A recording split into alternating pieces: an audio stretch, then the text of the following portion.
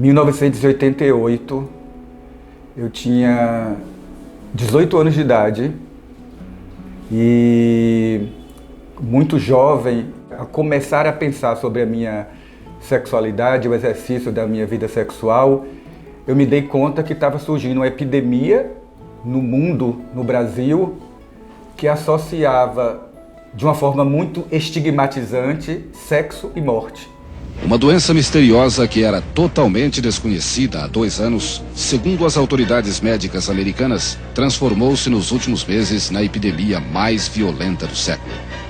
Trata-se da Síndrome da Deficiência Imunológica, ou AIDS. Nos últimos 18 meses, cerca de 1.000 pessoas nos Estados Unidos contraíram esta doença e mais de 500 já morreram. Eu falei, bom, como começar uma vida sexual sob o signo da AIDS? Uma epidemia que estava naquele momento nas capas das revistas como manchete, como peste gay, câncer gay. Então eu precisava de informação, precisei buscar informação. E não tinha informação na Bahia, em Salvador. E aí eu me dei conta que precisava ser feito algo. Da mesma forma que eu estava precisando de informação e não encontrava, existiam outras centenas e milhares de jovens e de outras pessoas que precisavam se informar, porque a informação era a única prevenção que a gente tinha. Então eu ganhei estrada, fui para o Rio de Janeiro e descobri que existia um GAPA no Rio de Janeiro, que era uma ONG que estava começando a trabalhar no Brasil com o tema de HIV/AIDS. Aí sim eu fundei o GAPA Bahia, que é a instituição que me levou ao movimento de HIV no Brasil. Meados do ano 2000, houve a percepção de que o movimento de HIV/AIDS estava precisando sim de uma estratégia, de um caminho que possibilitasse uma via de financiamento para os projetos sociais. Nesse sentido, em 2013, eu fui motivado a ir para o Ministério da Saúde do Brasil, para o governo federal, na época da presidente Dilma Rousseff, para pensar numa estratégia que pudesse ser, sim, uma fonte de financiamento para o movimento de HIV/AIDS no Brasil, que foi um dos responsáveis para a nossa política de AIDS ser uma referência global. Chegando lá, eu identifiquei que o caminho seria ter um fundo de HIV, e assim surgiu a ideia do Fundo Positivo, que após alguns anos deixou de ser um fundo de HIV e ampliou sua missão para o tema da saúde preventiva. Então, eu vim do Movimento Nacional de Meninos e Meninas de Rua, né? Então, eu fazia a representação nacional do Movimento Nacional de Meninas e Meninas de Rua, eu era adolescente e, na verdade, estava no auge da construção de políticas públicas voltadas para a infância e a juventude. E todos nós sabemos que a epidemia ela afeta mais as populações de contexto de maior vulnerabilidade, né, social. Eu tenho muita esperança do menor conseguir as suas coisas aqui. Muitos menores param de estudar porque não tem o que comer, tem que ajudar seus pais a trabalhar, fazer um monte de coisa. Eu cato papel, engraxo, eu faço várias coisas. O que aparece na frente a gente tá fazendo, vende maçã, vende pão-cã. O que é mais difícil para mim, não ter o apoio dos políticos. E para mim é muito bom vir aqui para lutar por esse apoio. Então, o Movimento Nacional de Meninos e Meninas de Rua, ele iniciou um programa para trabalhar com prevenção em parceria com o Ministério da Saúde para tratar as questões de prevenção voltadas para adolescente, né? Trabalhando a saúde sexual enquanto direito, né? E o acesso às informações de prevenção. A nossa missão ali era levantar reflexões, né? E discutir a saúde enquanto direito preconizada pela Carta Magna da Constituição Federal de 88. Eu estava finalizando o meu ciclo na Fundação Fundo Brasil de Direitos Humanos, né? Quando o Arley agendou uma entrevista comigo e fui ao encontro dele, né?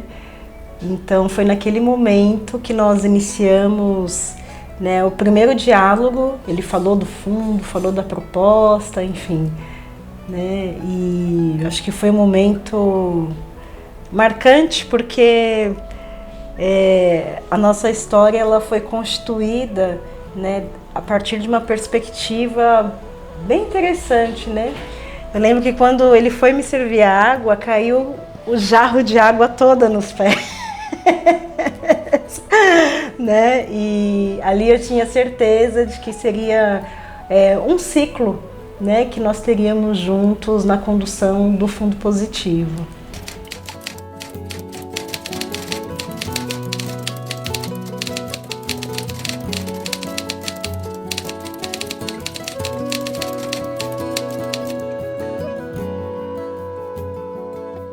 O que nos une, né, são as nossas trajetórias de vida, de luta, de perspectiva, a luta pela transformação social. Tanto acho que a trajetória, né, mas principalmente também de crença de vida. Porque a gente está aqui neste plano que é o que a gente tem de concretude no momento, né, com uma missão que é poder fazer com que as pessoas possam ter uma vida digna. Que as pessoas não venham a ter o que a gente chamava no início da epidemia de AIDS, uma morte social, que essa é a mais violenta de todas, que é a morte antes da morte biológica. E para quem viveu a epidemia nos anos 90, a gente viu muitas pessoas morrerem precocemente, antes mesmo da finitude da sua vida, porque um abandono familiar, né, ter tirado todos os seus direitos civis enquanto cidadão.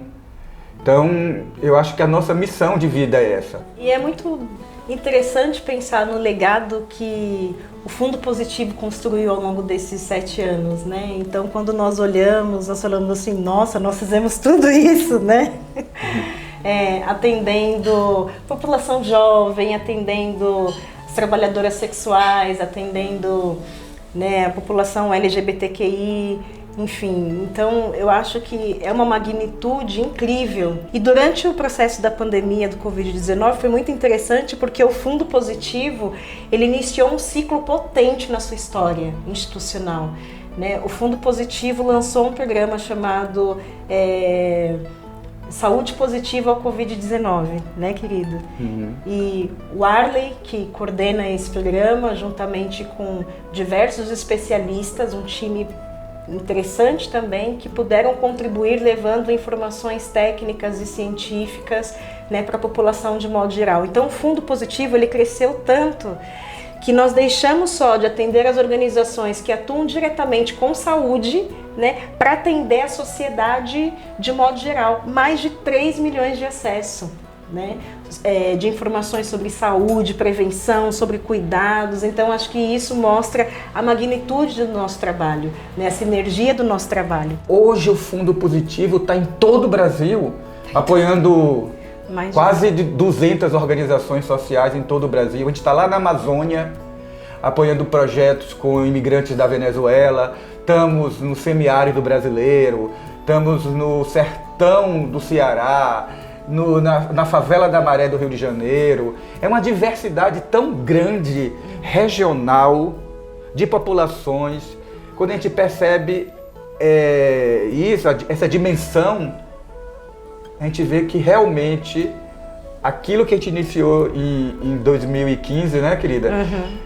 A gente estava no caminho certo. O Brasil precisava disso. O Brasil precisava que o movimento de HIV/AIDS no Brasil pudesse seguir no seu exemplo de construir política pública e história nesse país. E eu acho que um marco do fundo é fomentar nas organizações para que elas atuem junto com os gestores públicos de saúde, né?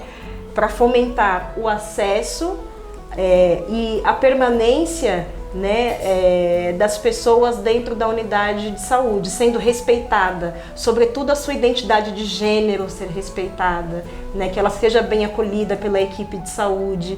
Então, as organizações elas têm realizado formações com gestores públicos e com a equipe de saúde, o que avança significativamente na acessibilidade dessas populações, né? Então acho que esse é um ganho, esse é um marco do fundo importantíssimo. Às vezes a gente não tem dimensão do impacto que o Fundo Positivo consegue ter na vida da população atendida pelos nossos serviços, pelo nosso trabalho. São pessoas que vivem na invisibilidade, que vivem na desatenção das políticas públicas. Então a gente tem pessoas em situação de rua, população LGBTQI+, tendo o Brasil, infelizmente, ocupando o ranking mundial de o país que mais mata pessoas trans no mundo. Então, quando a gente percebe que o fundo ele tem uma atenção para essa população de mulheres trans, mulheres travestis, homens trans, fazer com que essas pessoas tenham, sim, o exercício pleno da cidadania, é de uma importância imensa, porque realmente é uma população que, se não fosse o trabalho do fundo, ela não estaria sendo atendida.